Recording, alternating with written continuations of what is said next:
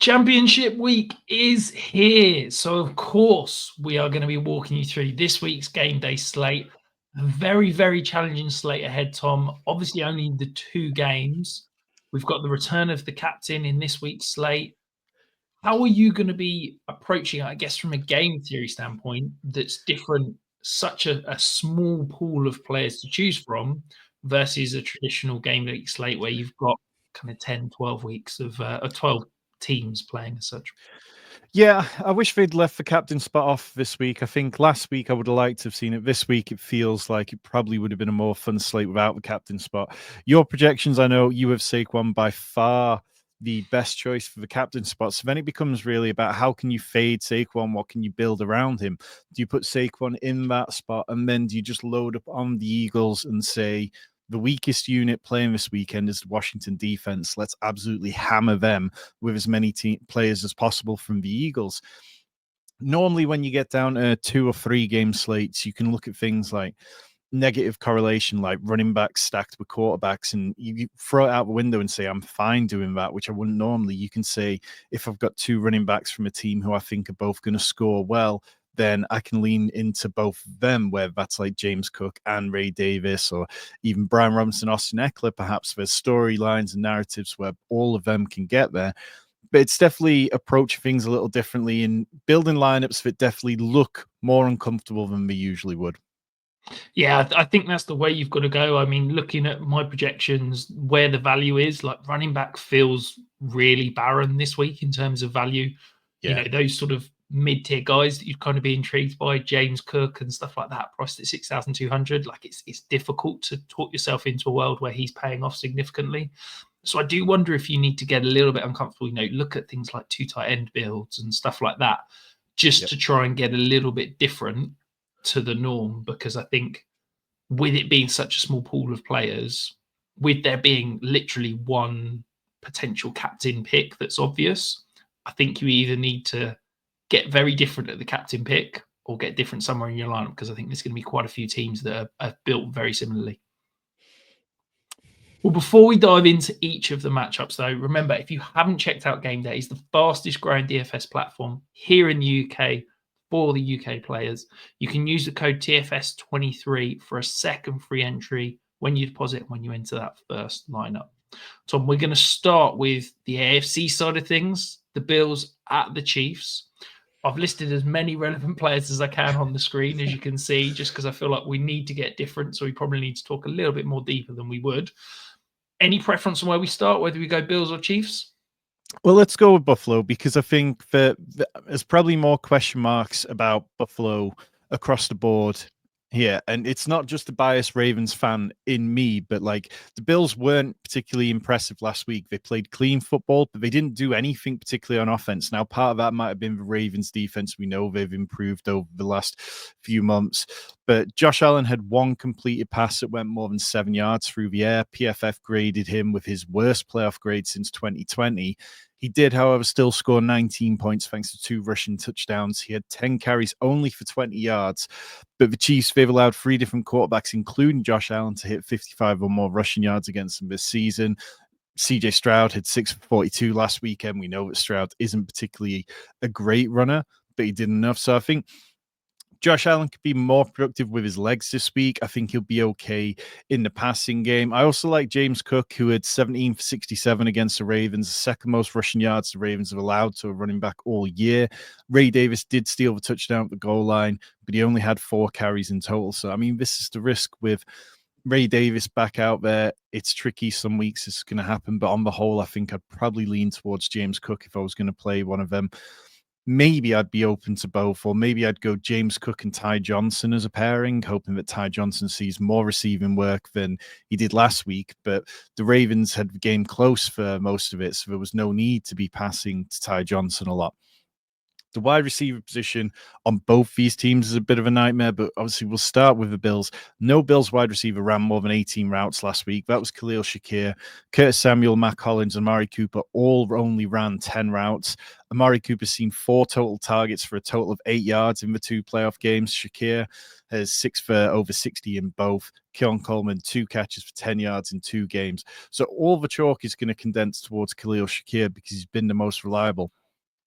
It's kind of whether you want to take a dart throw and look at guys like Amari Cooper and Keon Coleman and say, okay, they've played their role, they've been patient. Is now the time to attack the Chiefs downfield? I'm not really sure it is. This isn't a defense that gives up, great plays on the outside, and the Chiefs defense has improved over the last few weeks. So I do struggle with that. The one position where we should be able to target the Chiefs typically is the tight end position. But Dalton Kincaid's been over 59% routes run in one of his last 5 games, had 1 catch for 11 yards against the Ravens. And the Chiefs, they allow the 4th most tight end fantasy points this year. But I'm not really sure that you can trust Dalton Kincaid or Dawson Knox outside of maybe popping up for a touchdown. It's a dart throw. But I do think that if you want to lean into the Bills and go Josh Allen with 2 of these pass catchers, and it hits and both of them get there, then you are going to have a lot of leverage very quickly because people are going to struggle to decide where to go. Yeah, absolutely. And I think, these teams met obviously earlier in the season. That was the Bills' highest percentage of pass rate over expected and neutral pass rate all season. I think the Bills realized they need to pass against the Chiefs in order to beat them. I think I can guarantee one thing is that one of these secondary pass catchers on the Bills is probably going to break the slate and be a potential winner of this matchup. Whether that's Dalton Kincaid, Keon Coleman, Amari Cooper, Curtis Samuel, Matt Collins, I have no idea.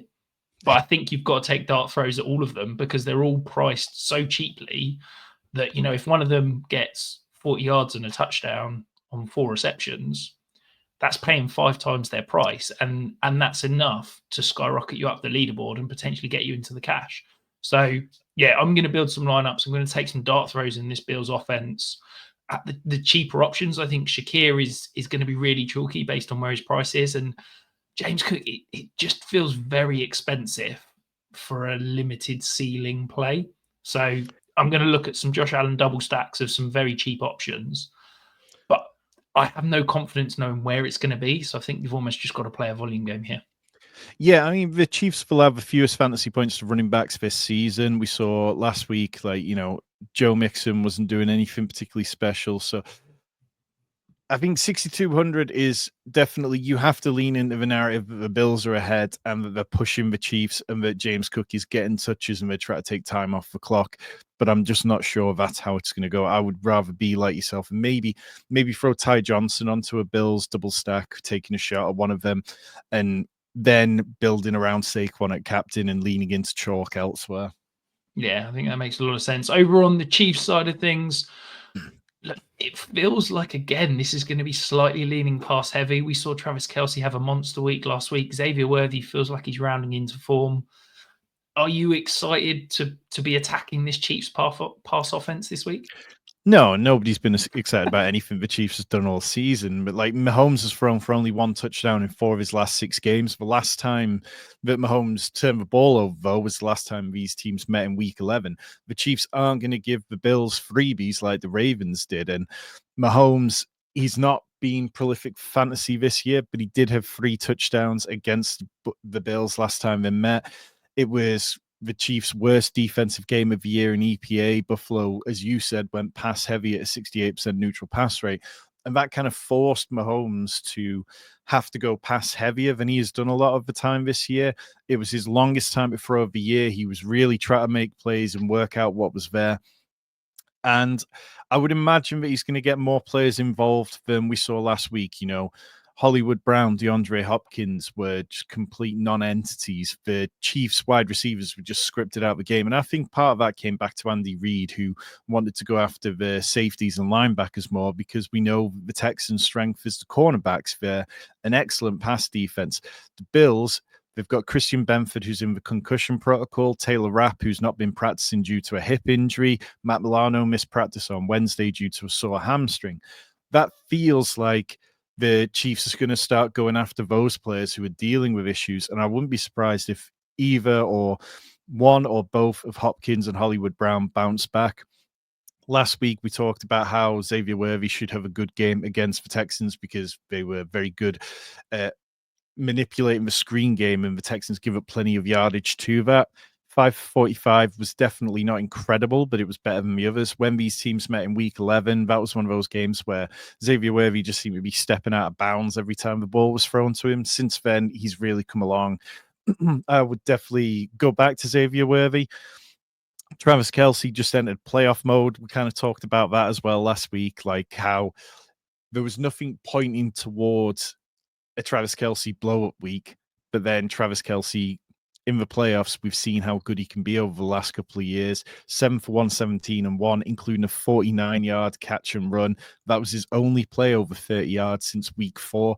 I would imagine they keep feeding him. I know everybody was banging on about Matt Milano last week and how great he is and what a difference maker, but the Ravens were getting the ball to their tight ends quite happily, and I don't think that we're going to see Travis Kelce phased out of this one.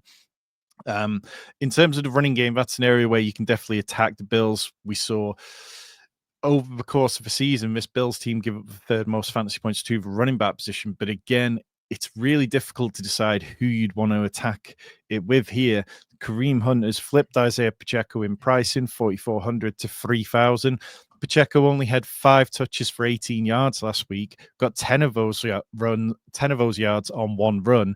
Kareem Hunt, 8 touches for 44 yards and a touchdown. He also saw the only receiving work between him and Pacheco. So I would like to be able to take a shot at Kareem Hunt. I think that he's probably just being leaned on because of the injury that Pacheco suffered. We've seen players struggle to come back from that broken fibula. So I'm okay with that.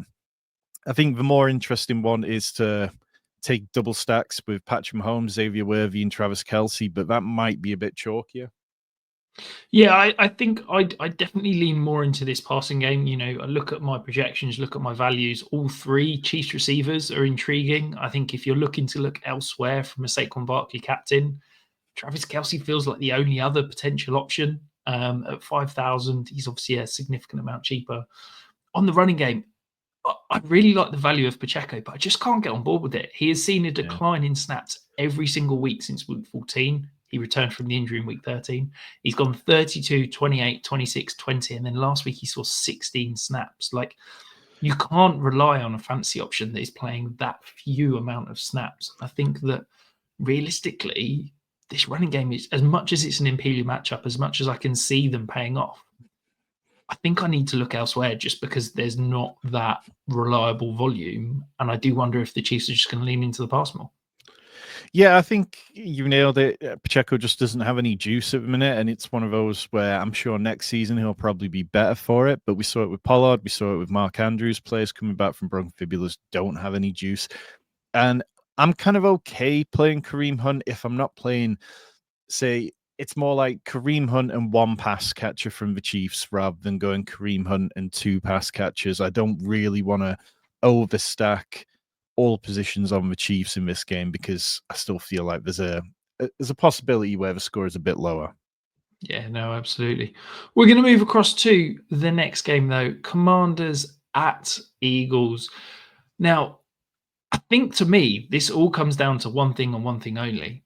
What on earth is going on with Jalen Hurts? Are we going to see him be able to push the ball downfield and complete some passes? Or is this Jalen Hurts only going to be another running back in the backfield? Well, I'm not sure if we even get that because we know that his knee is banged up. We saw him last week looking particularly injured to the point that the commentary team were making points about, do you even put Jalen Hurts in for the tush push at that point when he's already banged up? Now, I think that we'll probably be okay. You know, when the chips are down and the game is on the line and a place in the Super Bowl is there, players tend to just be able to deal with things and get through it. I mean, Jalen Hurts, for all his lack of passing, he has scored 16.8 and 18.1 fantasy points in his last 2 games. And if you're getting him at 6,400, 1,200 cheaper than Jaden Daniels, that's not too bad. I mean, I don't think that any of these quarterbacks are going to separate due to matchup on this slate too much. I think you're saying if any of these quarterbacks get between 18 and 24 points, you can basically live with the cheapest one at that rate if they get you 18 points.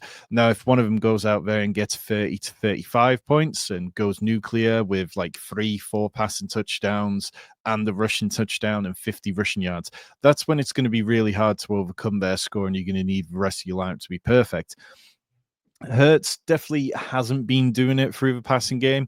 No more than 131 yards in either of the playoff games. He has rushed 13 times for 106 yards and a touchdown. He only has one game over 21 pass attempts since the middle of November.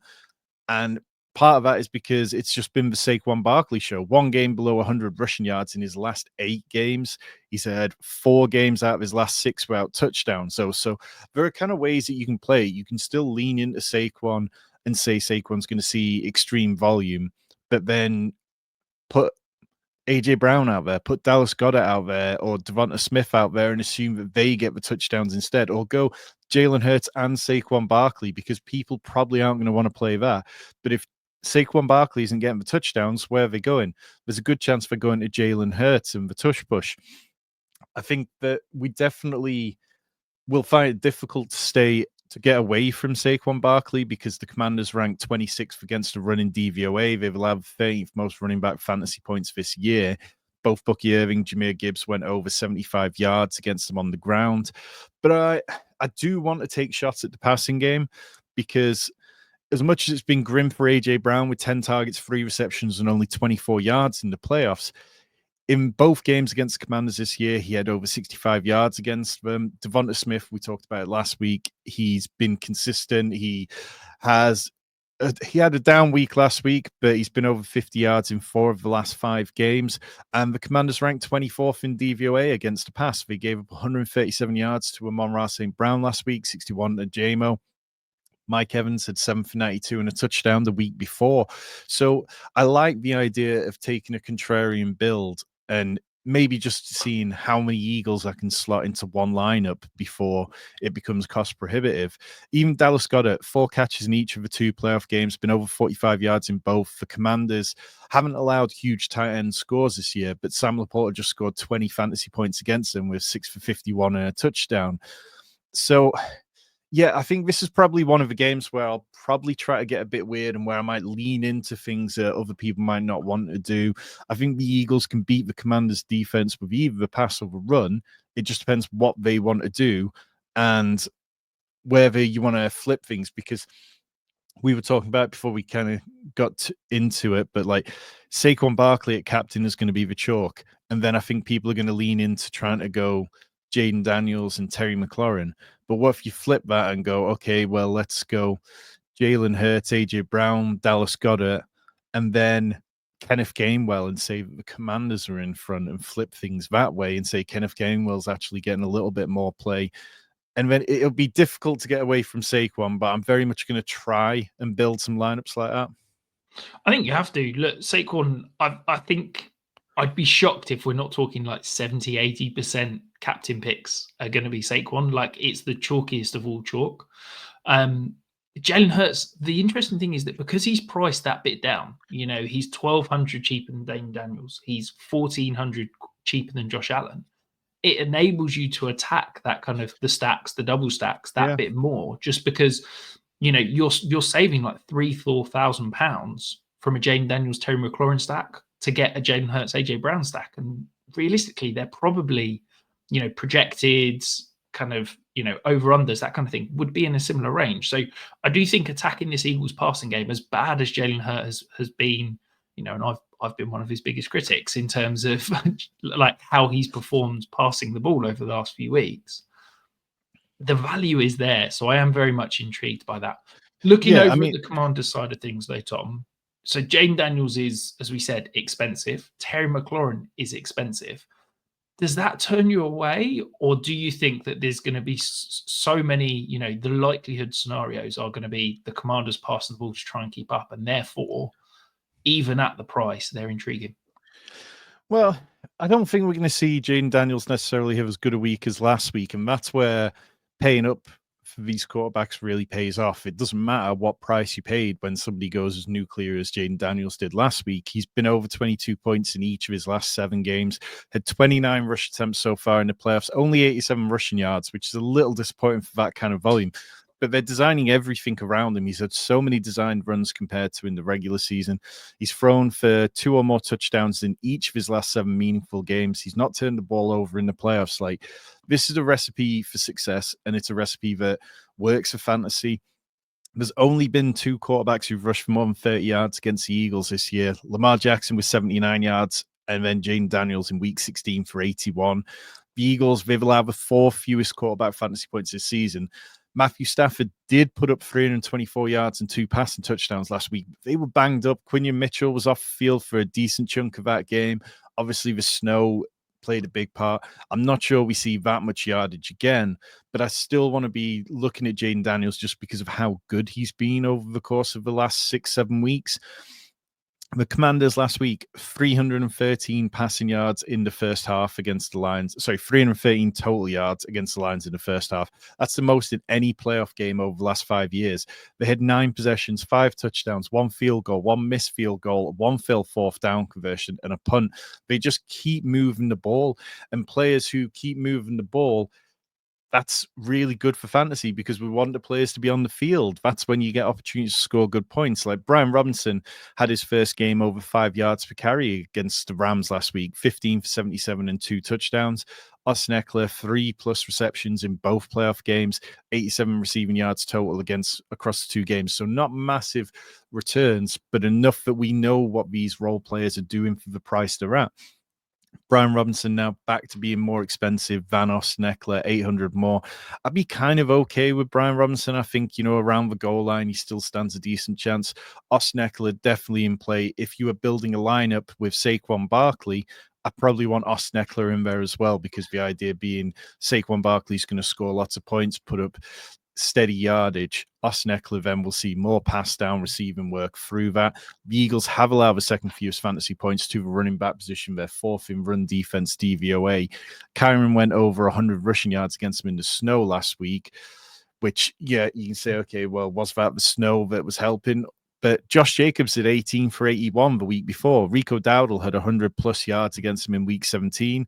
The last time they held a running back in check was Brian Robinson in week 16 when he had 10 touches for 24 yards. So I'm a little unsure how that one is kind of going to end up going. I think that there's plenty of ways you can build, though, as I was saying, to take a narrative and construct it around the lineup you're building. Terry McLaurin, back-to-back games with 85 yards and a touchdown. The Eagles have faced 12 targets to the deep left or right of the field in the 2 playoff games, and they've given up 130 yards on 5 catches so far. Last week, we talked about that's where Terry McLaurin has been doing most of his damage this year, and I would expect them to continue to take deep shots to him. They did shut him down in week 11. He had 1 catch for 10 yards. Week 16, 5 for 16, a touchdown. Darby Brown, fully back as the wide receiver 2 since returning, 89+ yards in both playoff games. Olamide Zaccheaus tailed off with Brown back. He's had 3 receptions for 19 yards in the playoffs so far. The Eagles allow the 9th fewest wide receiver fantasy points so far, but it just feels difficult to fade them because of how good for fantasy the Commanders have been. I mean, Zach Ertz, 4 touchdowns in his last 3 games. I didn't see this coming. The Eagles, they allow the 3rd fewest tight end fantasy points, but when it's down at the red zone, it seems like everything is flowing through Zach Ertz. The Eagles' defense is the 2nd best defense when playing at home in DVOA. They rank 4th against the pass, have been largely excellent. They play a lot of zone coverage, which Daniels ranks 2nd in completion rate against. He's not put up many touchdowns against them, but he's just been excellent all year. So yeah, this is the fun fixture. The other game is the one that gives you the headaches. This is the one which I think everyone is probably going to want to lean to a little heavier. And that in itself, if you want to flip it and play the game theory game, load up on the other game and then largely fade this one apart from Saquon and say the Commanders are ineffective, I could understand that. I think that's definitely a viable strategy, but this is definitely the fun one that I think most people are going to want to go heavy on. Yeah, absolutely. And I think, excuse me, you made a really interesting point about this Commanders run game. I think, if you can sell yourself a story that Brian Robinson gets an early touchdown and then the Commanders go behind, Austin Eckler sees all the passing down work, there's a world where you can get both in a lineup. And I think that that's the kind of thing that you're talking about, being comfortable, get comfortable being uncomfortable. In these small slates, you need to think, actually, I'd never normally build around 2 running backs on the same team, but on this sort of slate, you almost need to do that. So yeah, I think there's plenty of ways here. I do quite like the Diami Brown flyer. You know, if we're talking again, Jaden Daniels having to pass the ball, we know he's got that elite deep threat. He's been phenomenal with it all season, and it takes one catch and Diami Brown paid off his price. So yeah, I really like that as a potential sneaky dart throw there for sure. And that is it, Tom. Any final thoughts before we leave it and move on? Well, just if you're playing the ballers, single game slates, again, there's plenty of theory you can get into there, similar to Showdown for DraftKings, but I would just be trying to construct the lineup about and being mindful of what your lineup says. Are you saying that the Chiefs are blowing their Bills out? Are you saying that the Commanders aren't able to move the ball against this excellent Philly defense? And start from there. Think about what you think the score's going to be and what happens. Now, just because one team is losing doesn't mean they're bad. Sometimes we want to correlate. We can take, say, Saquon Barkley and then just go very heavy on the Commanders on the other side of it and hope that the Commanders chasing and playing higher pass volume is going to work out for us. But yeah, in general, it should be a really fun weekend, and then just one more game left after this weekend. Absolutely. Your final chance to have a multi-game slate this season. Remember, use that code TFS23 for your first entry, to get your free second entry when you deposit and make your first entry.